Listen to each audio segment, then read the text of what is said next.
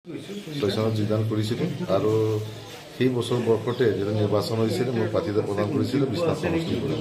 গতিকে সেই সময়ত বিশেষ আমাৰ সাংগঠনিক স্থিতিটো হেৰি নাছিলে, সবল নাছিলে।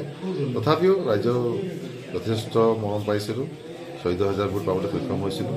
তাৰপিছত দলৰ সংগঠন দায়িত্ব দিছিল, দলে যেনেধৰণৰ দায়িত্ব দিছে তেনেধৰণে দলৰ কাম কাজ কৰি গৈ পুনৰ 11 চনত আকৌ দলৰ প্ৰাৰ্থিতা প্ৰদান কৰিছিলে। এতিয়া 15,000 ভোট পাইছিলোঁগৈ।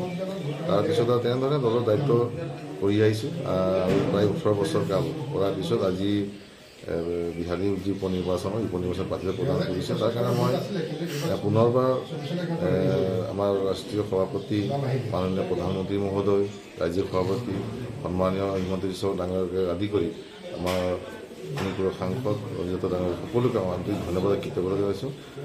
আৰু বিহাৰীবাসী ৰাইজ আটাইতকৈ ধন্যবাদ জনাইছোঁ, কৃতজ্ঞতা জনাইছোঁ। এই এমাহ আমি যি দলৰ সংগঠনৰ হওক বা নিৰ্বাচনী প্ৰচাৰ যাওঁতে যেনেধৰণে মৰম কৰিছে, যেনেধৰণে হেৰি কৰিছে, সহযোগিতা আগবঢ়াইছে, এই সহযোগিতা বা মৰম কেতিয়াও নাপাহৰোঁ। নিৰ্বাচনটো আহিব যাব, কিন্তু মানুহৰ যিটো মৰম সেইটো সদায় থাকি যাব তাৰমানে।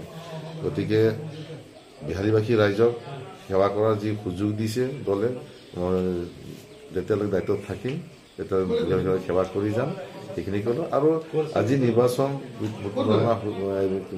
আৰম্ভ হৈছে, ভোটিং যথেষ্ট ৰাইজৰ উৎসাহ দেখা পাইছোঁ। চেণ্টাৰবিলাকৰ খবৰ লৈছোঁ, যথেষ্ট উৎসাহ দেখা পাইছোঁ। আৰু এইবাৰ সকলো উন্নয়নৰ লগত মাননীয় মুখ্যমন্ত্ৰীৰ লগত আছে। আৰু যিহেতু বাই ইলেকশ্যনটো যিহেতু চৰকাৰটো ভঙা পতা যিহেতু ইলেকশ্যন নহয়, গতিকে সকলো ভাৰতীয় জনতা পাৰ্টীৰ লগত আছে, মাননীয় মুখ্যমন্ত্ৰীৰ লগত আছে।